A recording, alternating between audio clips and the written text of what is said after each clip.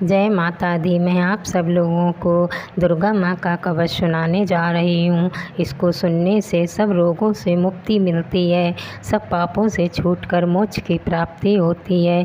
इसलिए ये देवी दुर्गा देवी कवच ज़रूर सब लोग सुनना। सुनने से पहले लाइक कर देना, कृपया चैनल सब्सक्राइब कर देना। धन्यवाद। दुर्गा कवच प्रारंभ। मार्कंडेय जी ने कहा, हे पितामह, जो इस संसार में परम गोपनीय तथा मनुष्यों की सब प्रकार से रक्षा करने वाला है और जो अब तक आपने दूसरे किसी के सामने प्रकट नहीं किया हो, ऐसा कोई साधन मुझे बताइए। ब्राह्मण, ऐसा साधन तो एक देवी का कवच ही है, जो गोपनीय से भी परम गोपनीय, पवित्र तथा संपूर्ण प्राणियों का उपकार करने वाला है। महामुनि, उसे श्रवण करो। प्रथम नाम शैलपुत्री है, दूसरी मूर्तिका नाम ब्रह्मचारिणी है, तीसरा स्वरूप चंद्रघंटा के नाम से प्रसिद्ध है, चौथी मूर्ति को कुंशमांडा कहते हैं, पांचवी दुर्गा का नाम स्कंद माता है, छठ देवी के छठे रूप को कात्यायनी कहते हैं, सातवां कालरात्रि और आठवां स्वरूप महागौरी के नाम से प्रसिद्ध है, नवी दुर्गा का नाम सिद्धिदात्री है। ये सब नाम सर्वज्ञ महात्मा वेद भगवान के द्वारा ही प्रतिपादित हुए हैं। ये सब नाम सर्वज्ञ महात्मा वेद भगवान के द्वारा ही प्रतिपादित हुए हैं। जो मनुष्य अग्नि में जल रहा हो, रणभूमि में शत्रुओं से घिर गया हो, विषम संकट में फंस गया हो तथा इस प्रकार भय से आतुर होकर जो भगवती दुर्गा की शरण में प्राप्त हुए, हाँ, उनका कभी कोई अमंगल नहीं होता। युद्ध समय संकट में पड़ने पर भी उनके ऊपर कोई विपत्ति नहीं दिखाई देती, उनके शोक, दुख और भय की प्राप्ति नहीं होती। जिन्होंने भक्तिपूर्वक देवी का स्मरण किया है, उनका निश्चय ही अभ्युदय होता है।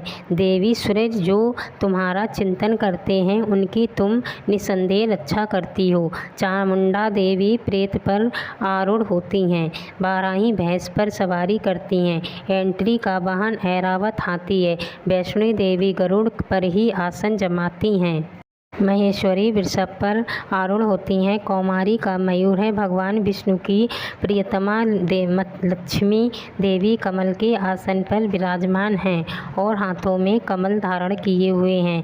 वृषभ पर आरूढ़ ईश्वरी देवी ने श्वेत रूप धारण कर रखा है, ब्रह्मी देवी हंस पर बैठी हुई हैं और सब प्रकार के आभूषणों से विभूषित हैं। इस प्रकार ये सभी माताएं सब प्रकार की योग शक्तियों से संपन्न हैं। इनके सिवा और भी बहुत सी देवियां हैं जो अनेक प्रकार के आभूषणों की शोभा से युक्त तथा नाना प्रकार के रत्नों से सुशोभित हैं। ये संपूर्ण देवियां क्रोध में भरी हुई हैं और भक्तों की रक्षा के लिए रथ पर बैठी दिखाई देती हैं। ये शंख, चक्र, गदा, शक्ति, हल और मूसल, खेटक और तोमर, परशु तथा पाश, कुंत और त्रिशूल एवं उत्तम शंख, धनुष आदि अस्त्र शस्त्र अपने हाथ में धारण करती हैं। दैत्यों के शरीर का नाश करना, भक्तों को अभय दान देना और देवताओं का कल्याण करना, यही इनके शस्त्र धारण का उद्देश्य है। महान रुद्र रूप, घन, अत्यंत घोर पराक्रम, महान बल और महान उत्साह वाली में देवी, तुम महान भाग्य भय का नाश करने वाली हो, तुम्हें नमस्कार है। तुम्हारी ओर देखना भी कठिन है। शत्रुओं का भय बढ़ाने वाली जगदम्बिका मेरी रक्षा करो। पूर्व दिशा में एंट्री इंद्र शक्ति मेरी रक्षा करें। अग्निकोण में अग्नि शक्ति, दक्षिण दिशा में बाराही तथा कोण में खड्गधारिणी मेरी रक्षा करें। पश्चिम दिशा में वरुणी और बाएं कोण में मृग पर सवारी करने वाली देवी मेरी रक्षा करें। इसी प्रकार सौ को अपना वाहन बनाने वाली चामुंडा देवी दसों दिशाओं में मेरी रक्षा करें। जया आगे से और विजया पीछे की ओर से मेरी रक्षा करें। वाम भाग में अजित और दक्षिण भाग में अपराजिता रक्षा करें। उद्योगतिनी शिखा की रक्षा करें। उमा मेरे मस्तक पर विराजमान होकर रक्षा करें। ललाट में मालाधारी रक्षा करें और यशस्विनी देवी मेरी बाहों का संचारण करें।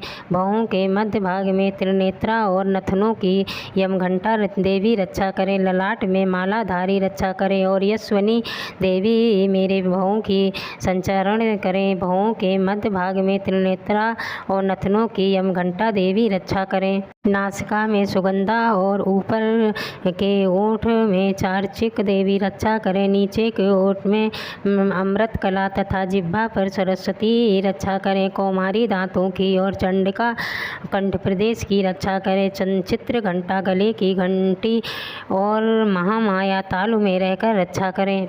कामांची ठोड़ी की और सर्वमंगला देवी मेरी वाणी की रक्षा करें। भद्रकाली ग्रीवा में और धनुर्धारी श्रेष्ठ वंश मेरुदंड में रहकर रक्षा करें। कंठ के बाहरी भाग में नील ग्रीवा और कंठ की नली में नलकुबरी रक्षा करें। दोनों कंधों में खड़गनी और मेरी दोनों भुजाओं की वज्रधारणी रक्षा करें। दोनों हाथों में दंडनी और उंगलियों में अंबिका रक्षा करें। शूलेश्वरी नखों की रक्षा करें। कुलश्री कुछ पेट में रहकर रक्षा करें। महादेवी दोनों स्तनों की और शोक विनाशिनी देवी मन की रक्षा करें। ललिता देवी हृदय में और शूलधारिणी उदर में रहकर रक्षा करें।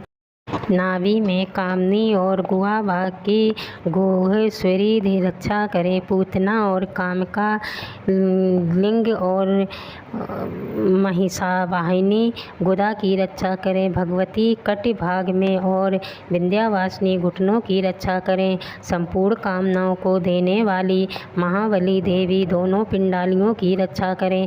नारसिंगी दोनों घोटियों और तेजस्वी देवी दोनों चरणों में पृष्ठभाग की रक्षा करें। श्री देवी पैरों की उंगलियों में और तलवासनी पैरों तालुओं में रहकर रक्षा करें। अपनी दाढ़ों के कारण भयंकर दिखाई देने वाली दंद्रष्टावली देवी नखों की और ऊर्ध्वकेशिनी देवी केशों की रक्षा करें।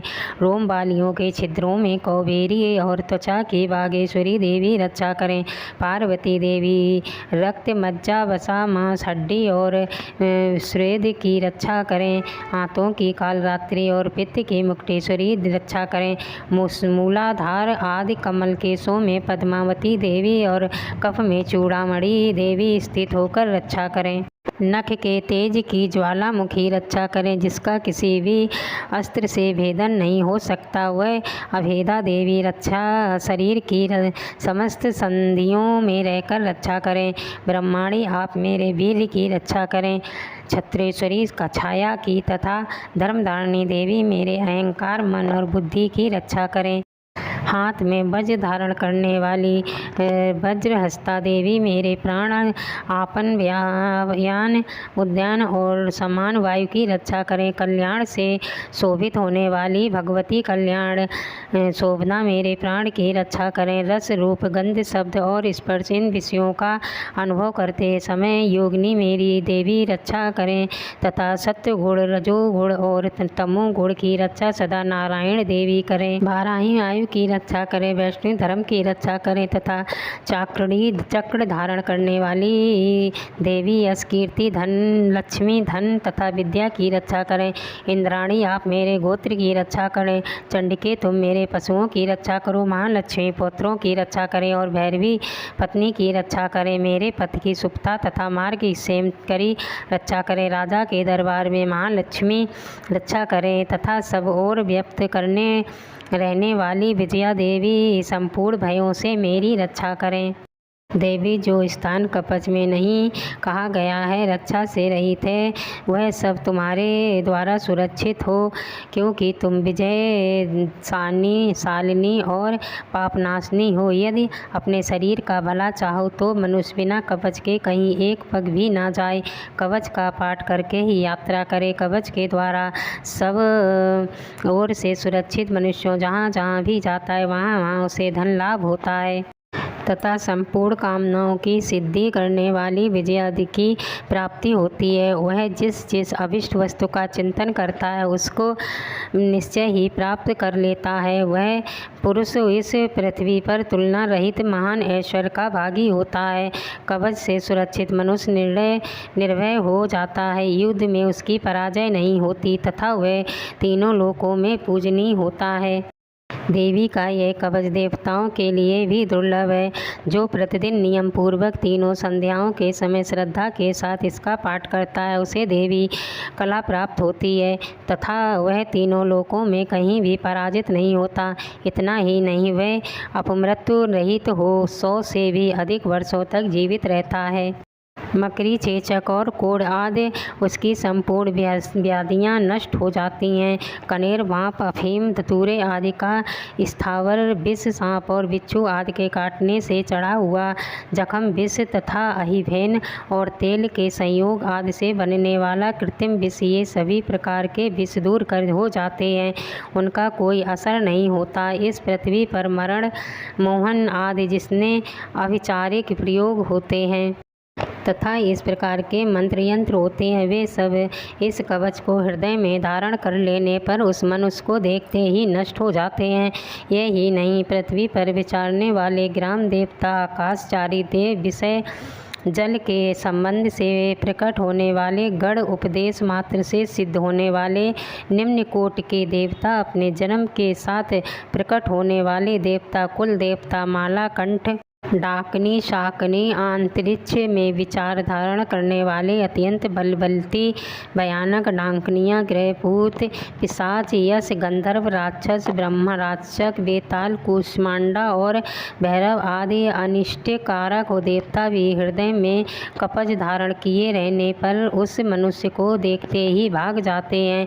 कवचधारी पुरुष और को राजा से सम्मान वृद्धि प्राप्ति होती है। यह कवच मनुष्य के तेज की वृद्धि करने वाला और उत्तम है। कवच का पाठ करने वाला पुरुष अपनी कीर्ति से विभूषित भूताल पर अपने सुयश से साथ साथ वृद्धि को प्राप्त होता है। जो पहले कवच का पाठ करके उसके बाद सप्तशती चंडी का पाठ करता है, उसकी जब तक वन, पर्वत और काननों सहित सब पृथ्वी टिकी रहती है, तक यहाँ पुत्र पौत्र आदि संतान परंपरा बनी रहती है।